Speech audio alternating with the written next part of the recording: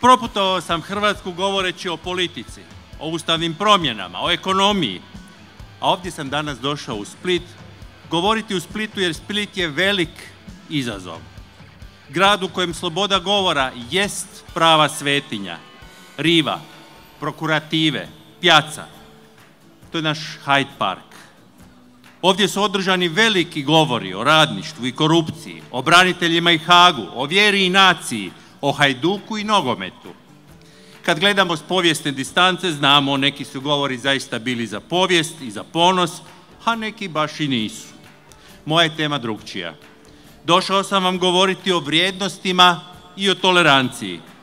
Znam, ovaj govor neće biti zapaljiv, ali možda svi govori to i ne moraju biti. Ne moraju svi služiti megafon politici, jer politički su problemi u ovoj zemlji nastali zbog previše političke galame, netolerancije i krize vrijednosti. Nastali su zbog ponašanja ljudi koji nisu imali morala, zbog prevelike okrenutosti prošlosti, zbog nedostatka samopouzdanja, samopoštovanja i povjerenja.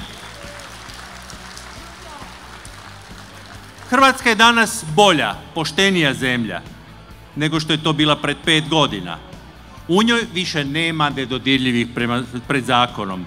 Bez obzira je li riječ o predsjedniku, ministru, gradonačelniku, županu ili službeniku, nitko ko se bavi korupcijom i kriminalom ne može mirno spavati. Upravo ovih dana ponovo su otvoreni neki novi sudski procesi, neka nova nastojanja da vratimo pravdu, da otetu imovinu vratimo našim građanima. Nestaje se samo na onome što je kriminal danas ili jučer, nego se čisti 20 godina unazad. Još je uvijek puno kriminala koji trebamo raščistiti. U Domovinski se rat išlo srcem i zajedno i to nikada ne smije biti povod za podjele. Važan je povratak onih naših nezadovoljnih branitelja domovima i traženje rješenja kroz institucije. Tamo gdje im treba pomoć, treba im pomoći. Naši branitelji zaslužuju našu brigu, naše poštovanje, ali i institucije ove države zaslužuju poštovanje i brigu. Danas je stasala generacija mladih koji ne pitaju gdje si bio 41. pa ni 91. Danas pitaju gdje ću naći posao. Želim učiti s njima, želim raditi s njima. Ne zaboravimo da smo našu Hrvatsku i našu zemlju posudili od budućih generacija.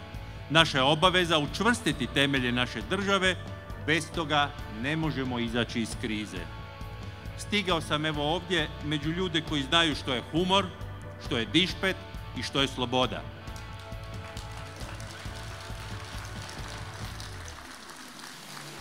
Došao sam ovdje s vama razgovarati o budućnosti. To je Splitska riva, simbol ljepote, mladosti, smijeha i čakule. I mjesto, kao što sam već rekao, povijesnih govora, velikih skupova, glazbenih, rasprava o politici, o nogometu. To su sve trenuci naše povijesti koje naravno treba pamtiti. Evo, neki i zloupotrebljavaju neke naše svetinje, neki zloupotrebljavaju Domovinski rat, neki ne žele pomirbu, ne žele mirno društvo, nego žele da Hrvatska vječito bude u sukobu. Ne dozvolite, dragi prijatelji, da itko voli našu domovinu više od vas.